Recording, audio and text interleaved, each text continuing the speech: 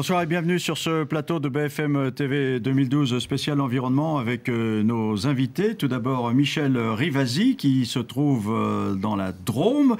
Elle est députée européen Europe Écologie Les Verts. Bonsoir madame. Également sur ce plateau Hélène Hubert qui est spécialiste en environnement et particulièrement pour les tsunamis. Et puis François Sorin qui est membre de la Société française de l'énergie nucléaire et journaliste spécialisé scientifique. On va parler évidemment de ce qui se passe au Japon. Je vous propose tout d'abord de retrouver François-Xavier Ménage, qui est très précisément, François-Xavier, dans la région ravagée par le séisme et par le tsunami au Japon.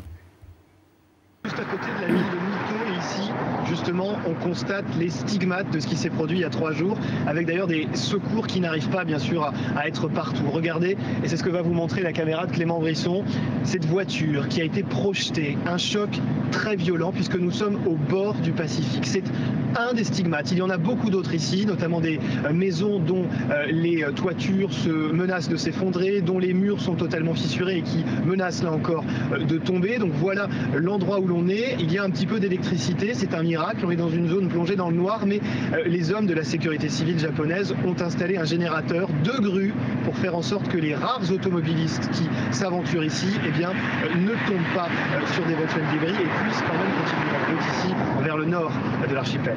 Voilà, vers le nord qui a été complètement dévasté. Il y a d'ailleurs des problèmes de ravitaillement en essence qui peut expliquer aussi pourquoi il y a un petit trafic. François-Xavier, où en est-on sur l'alerte nucléaire ?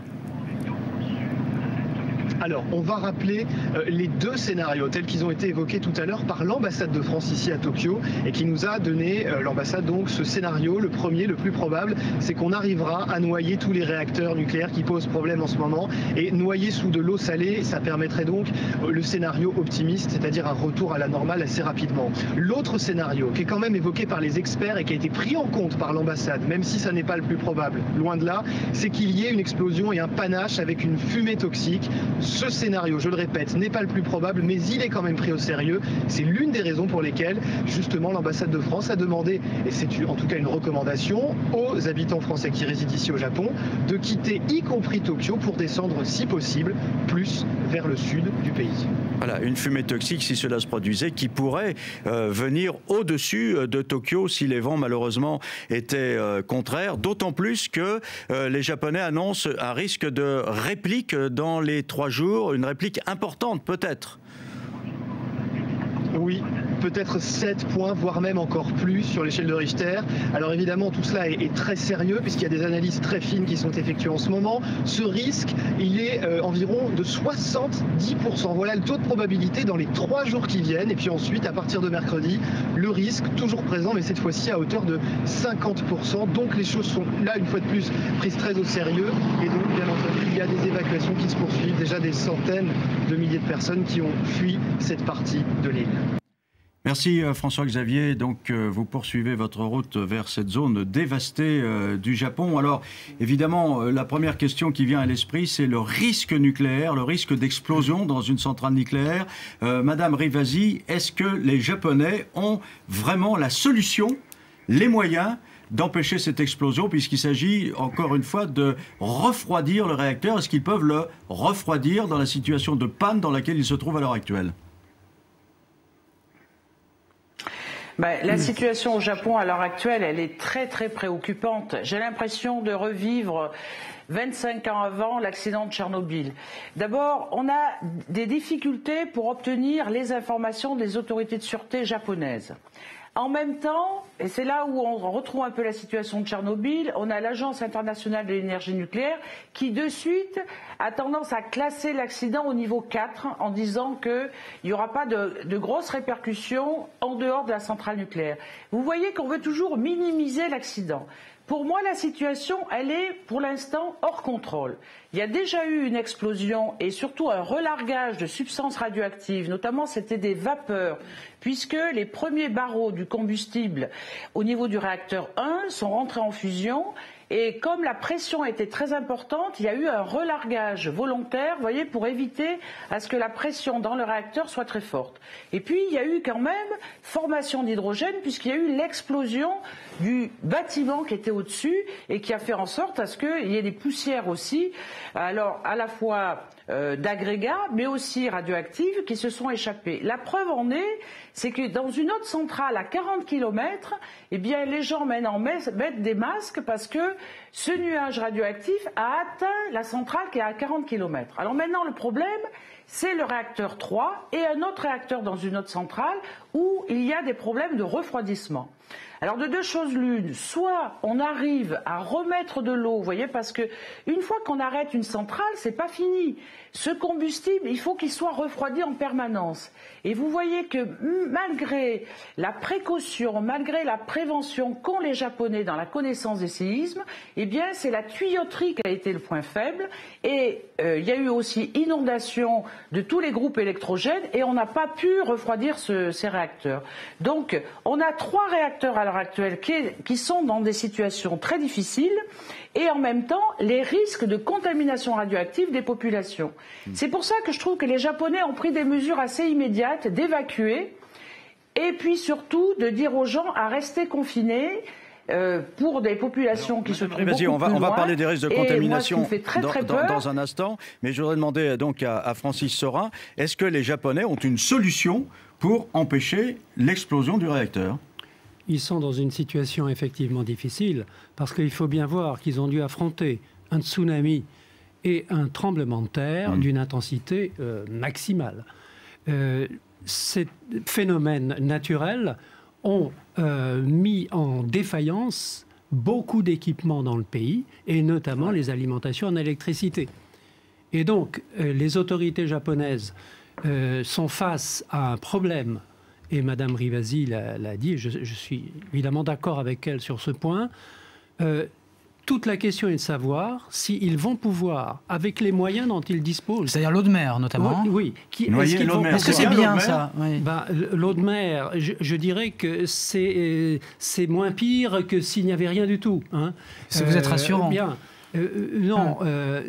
Ils puisent l'eau là où elle se trouve. Et il se trouve qu'il leur a été vraisemblablement plus facile d'amener de l'eau de mer pour refroidir le réacteur que d'amener de l'eau douce. Et pourquoi? C'est moins bien l'eau de mer que l'eau douce? L'eau de mer, c'est moins bien. Pourquoi? Pour 2 raisons. Parce que cela peut entraîner des risques de criticité, certains risques de criticité, c'est-à-dire de réamorcer peut-être des excursions, des phénomènes de fission. Et c'est pas bien parce que il est vraisemblable et il est même quasi certain que si on noie le réacteur dans l'eau de mer, il ne pourra pas redémarrer avant pas mal de temps. Mais le pire est évité. Le pire serait évité. Madame Rivasi, vous nous parliez de cette explosion donc de la partie supérieure du bâtiment. Est-ce que cette explosion, en principe, le fait de relâcher la pression, cette partie du bâtiment est en principe prévue pour accueillir ces pressions, pour relâcher la pression?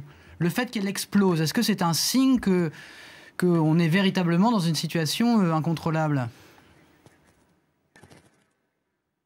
Il y a eu 2 choses. Il y a eu un premier relargage et ce relargage continue. À l'heure actuelle, au niveau du réacteur 1, c'est dans la partie confinée où il y a les barres de combustible, puisque quand les barres ne sont plus refroidies par l'eau, elles ont tendance à fondre. Vous voyez, il y a des gaines de combustible qui fondent et elles lâchent toutes les particules radioactives, dont du césium, dont de l'iode, etc. Et ça, ils sont obligés de la relâcher parce que ça augmente la pression. Mais le deuxième phénomène de l'explosion, c'est pas ça, c'est que le zirconium avec l'eau et avec la température, ça vous fabrique de l'hydrogène. Cet hydrogène est allé au-dessus du bâtiment et c'est ça qui a fait exploser le bâtiment. Un endroit qui est prévu pour accueillir le problème maintenant qui a lieu, c'est est-ce qu'ils vont arriver...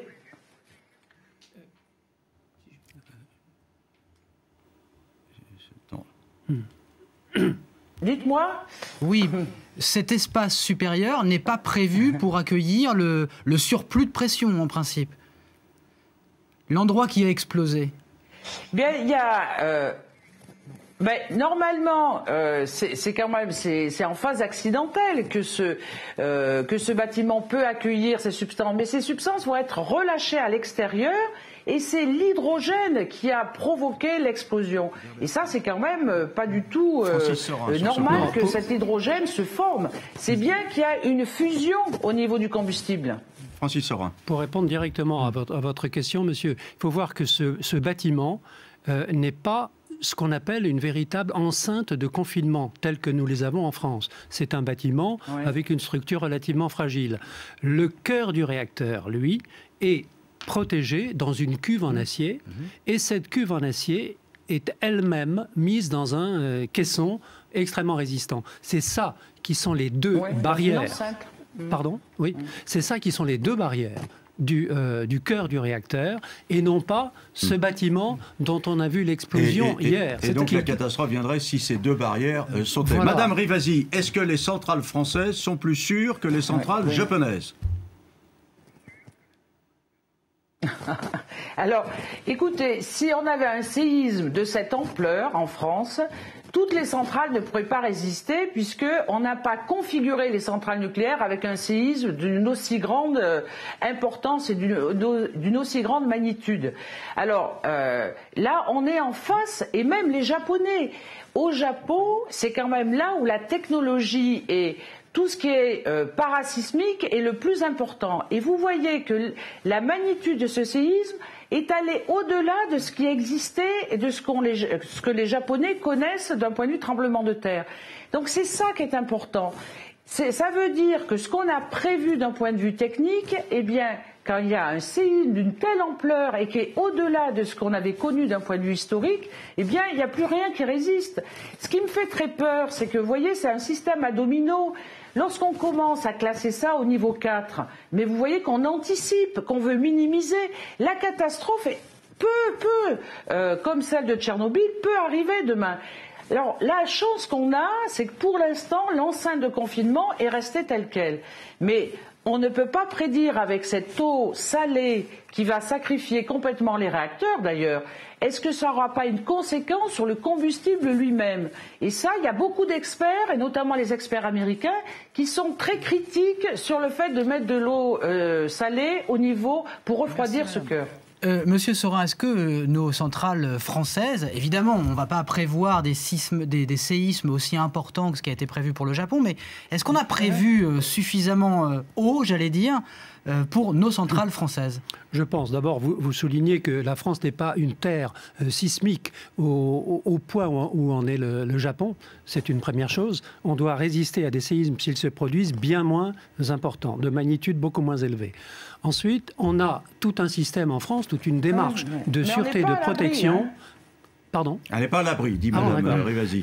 On a une démarche de protection contre les séismes qui paraît assez pertinente. Alors quoi exactement? Concrètement, pour que les gens comprennent bien. En deux mots, on se base sur le séisme maximum historiquement envisageable. C'est-à-dire à partir de l'histoire... Oui, mais quand on voit que le Japon n'avait pas prévu une vague aussi forte, la nature est souvent plus inventive que les hommes.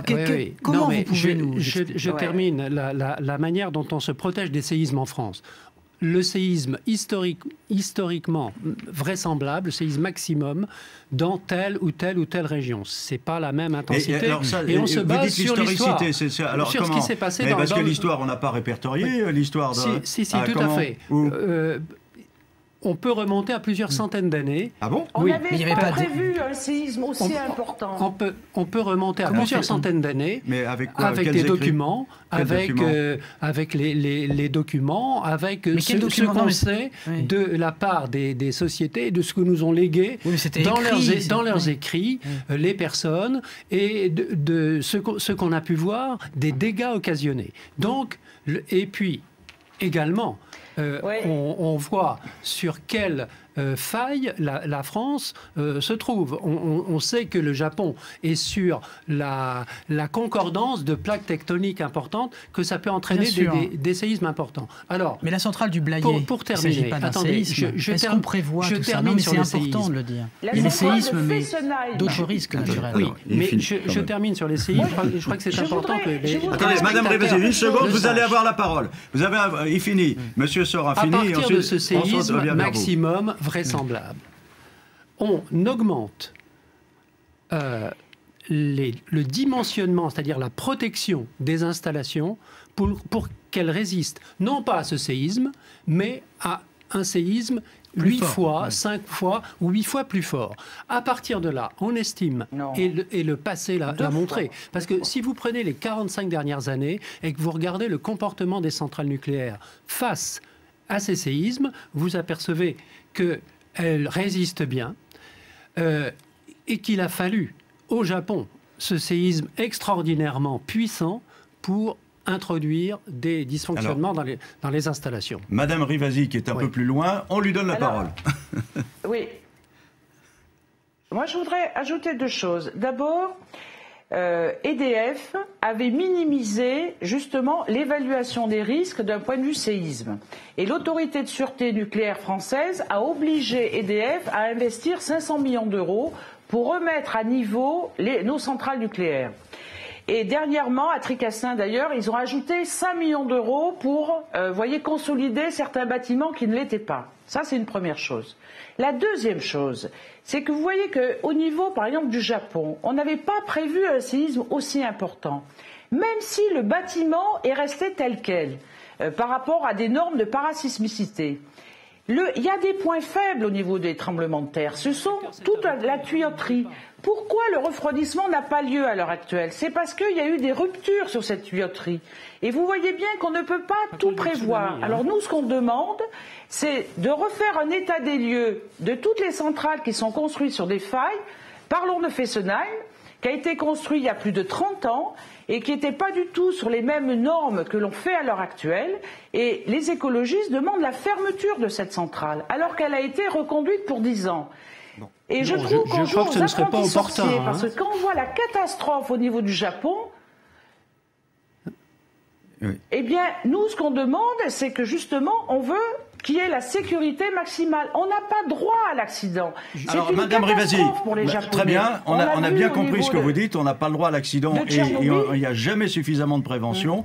On revient vers vous dans un instant, vers vous, Monsieur Sora, mais tout de suite, on fait le point sur la situation au Japon avec Rachid Embarki.